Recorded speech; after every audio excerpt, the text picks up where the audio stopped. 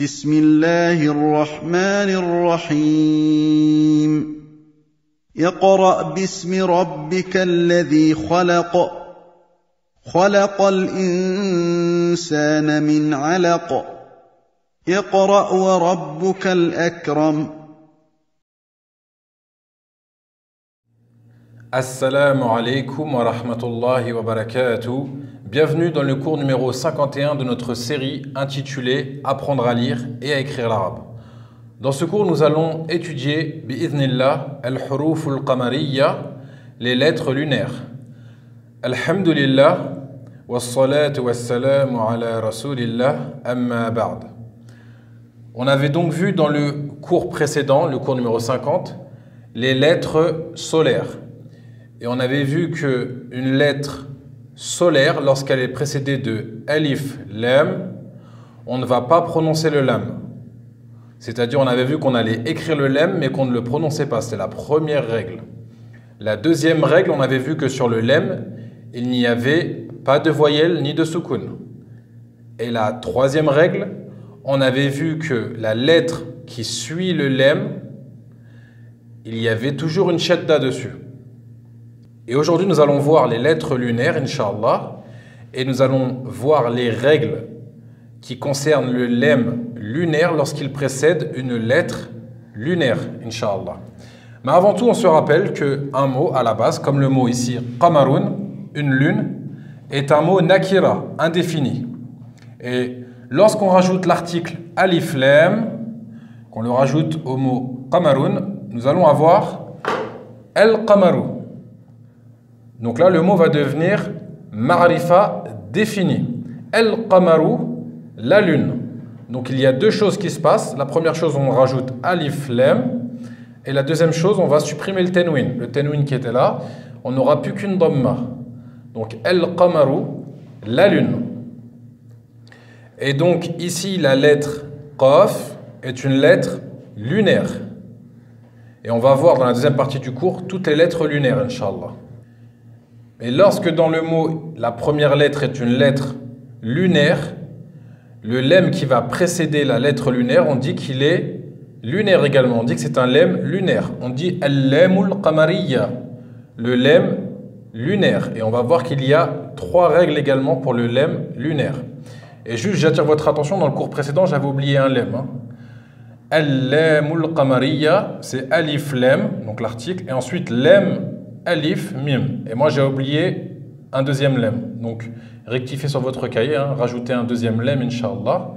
Al-lamul qamariyya, le lem lunaire. Donc, on va voir les trois règles du lem lunaire. Vous allez voir, c'est très simple, Inch'Allah. La première règle, on écrit le lem et on le prononce. Donc je vais vous écrire la règle et je vais couper au montage pour pas que ça prenne trop de temps, Inch'Allah. Vous avez la règle ici qui apparaît. Donc je répète, on écrit le lemme, ici on voit bien qu'il est écrit. Et écoutez, on le prononce. On dit el-qamaru. El-qamaru. Donc ici, il est bien écrit et prononcé. Deuxième règle, sur le lemme, on aura toujours un soukoun. Sur le lemme, on aura toujours un soukoun. Donc je vais écrire la règle au tableau, Inch'Allah. Vous avez la règle qui apparaît ici au tableau. Donc je répète, toujours un soukoun sur le lemme. Vous avez toujours un soukoun sur le lemme. Et enfin, la troisième et dernière règle, il y a une voyelle sur la lettre qui suit le lemme. C'est-à-dire soit une fatha, soit une dhamma, ou soit une kasra. Et bien sûr, il n'y aura pas de shadda. Donc ici, par exemple, dans le mot el-qamaru, on voit bien qu'il y a une fatha. Donc voici la troisième règle. Je répète, il y a une voyelle sur la lettre qui suit le lem. Donc soit une fatha, soit une dhamma, soit une kasra. Il y a toujours une voyelle qui va suivre et il n'y aura pas de shadda. Nous allons maintenant passer à la deuxième partie du cours et nous allons voir toutes les lettres lunaires avec des exemples, Inch'Allah. On continue donc dans la deuxième partie du cours. Nous allons voir l'ensemble des lettres lunaires, Inch'Allah. Et pour chaque lettre, nous allons voir un exemple. La première lettre, la hamza. La hamza, ici nous avons le mot el-eklu. Donc el-ekl, c'est la nourriture. Donc on voit bien, on a alif lem, ça confirme la règle qu'on avait vue. Sur le lem lunaire, il y a un soukoun. On l'écrit, on le prononce, on dit el-ekl. Et sur la lettre qui suit, nous avons une voyelle, une fatha. Il n'y a pas de shadda. Lettre suivante, la lettre B. La lettre B, comme dans le mot el-bab. Donc ça, c'est un mot simple, on l'a vu plusieurs fois. Donc la porte. Pareil, vous pouvez remarquer que sur le lem, il y a un soukoun. Et sur la lettre qui suit, la lettre B, il y a une fatha. La lettre suivante, la lettre jim. Comme dans le mot el-jamelu. El-jamel. Donc el-jamel, le chameau. Donc on vérifie, on voit que sur le lem, il y a le soukoun. On l'écrit et on le prononce el-jamel, el-jamel. Et sur la lettre qui suit, la lettre jim, il y a une fatha. Donc on voit bien que c'est une lettre lunaire. On passe à la deuxième colonne, Inch'Allah, avec la lettre he. La lettre he, nous avons ici le mot el-hiswan. El-hiswan qui veut dire le cheval. Donc même remarque à chaque fois.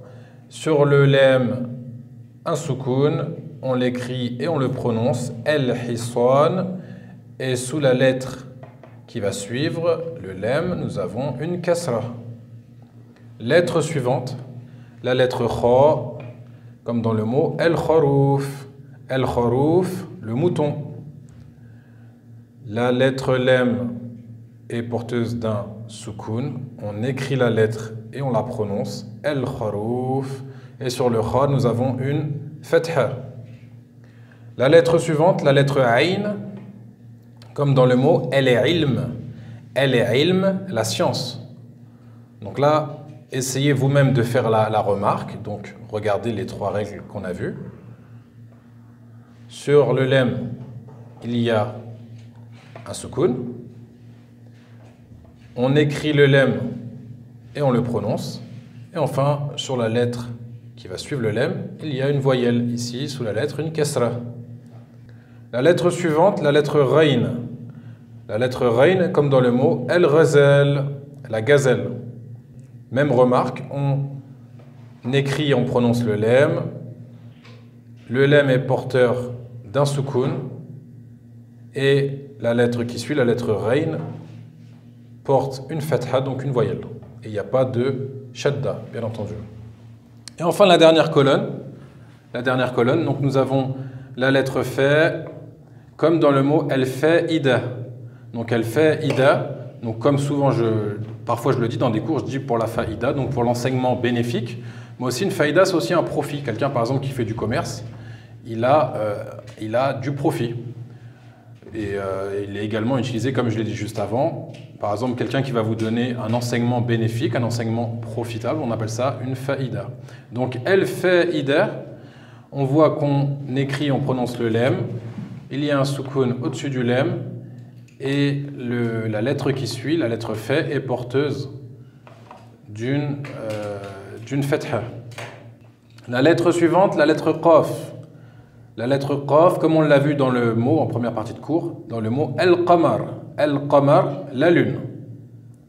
Lettre suivante, la lettre kaf. La lettre kaf, comme dans le mot el-kitab. El-kitab, donc pareil, on l'a vu plein de fois ce mot. Normalement, vous le connaissez. El-kitab, le livre. La lettre mim, comme dans le mot el-muslim. El-muslim, donc le musulman. Donc, même remarque, je ne le dis pas tout le temps maintenant parce que vous le connaissez par cœur, Inch'Allah. La lettre lem s'écrit et se prononce. Ici, il y a un soukoun toujours au-dessus du lem et la lettre qui va suivre est porteuse d'une voyelle. Ici, une dhamma. El-muslim, le musulman. Lettre suivante, la lettre ha, comme dans le mot el-hatif. El-hatif, le téléphone. La lettre suivante, la lettre waw, comme dans le mot el-ward. Ici, j'ai oublié d'écrire le soukoun. Donc, parfois, vous allez voir dans des livres, c'est possible, certaines fois, vous ne le voyez pas écrit. Là, je vais le rajouter, Inch'Allah. mais nous, c'est important qu'on l'écrive. Hein. Alors, al-wardatu, al-warda, donc rappelez-vous, hein, si on s'arrête, la dernière lettre tamarbuta, si on s'arrête dessus, on le prononce comme si c'était un ha. On dit al-warda. Donc, al-warda, c'est une fleur, une rose. Pareil, le lem est écrit, on le prononce. Il y a un soukoun au-dessus, et la lettre qui va suivre, la lettre waw, est porteuse d'une fatha, une voyelle. Et enfin, la dernière lettre lunaire, la lettre ya, comme dans le mot el-yed. El-yed, la main. Donc on va revérifier les trois règles. La lettre lem s'écrit et se prononce. La lettre lem est porteuse d'un soukoun et la lettre qui suit est porteuse d'une voyelle, la fatha. J'espère que ce cours a été clair. Donc, comme je vous avais dit pour les lettres solaires, ça peut être compliqué de toutes les retenir. Donc, comme j'avais dit, pour les lettres solaires, on regarde le mot. Après alif lam, si sur la lettre qui suit le lem, il y a une shadda, c'est une lettre solaire. Donc, on ne prononcera pas le lem. Et à l'inverse, dans le mot que vous voyez, par exemple, vous regardez un mot ici. Si vous voyez que sur le lem, il y a un soukoun, c'est une lettre.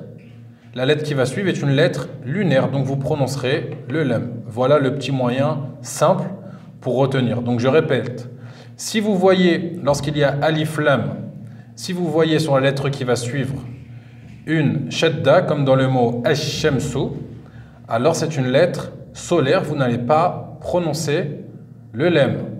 Et à l'inverse, si vous voyez que sur le lem, il y a un soukoun, alors vous allez prononcer le lem, car c'est un lem lunaire, et vous saurez que la lettre qui suit est une lettre lunaire. J'espère que ce cours a été clair. N'hésitez pas à le visionner une autre fois si vous n'avez pas bien saisi. Qu'Allah vous donne la réussite. Assalamu alaikum wa rahmatullahi wa barakatuh. سبحانك اللهم وبحمدك أشهد أن لا إله إلا أنت أستغفرك وأتوب إليك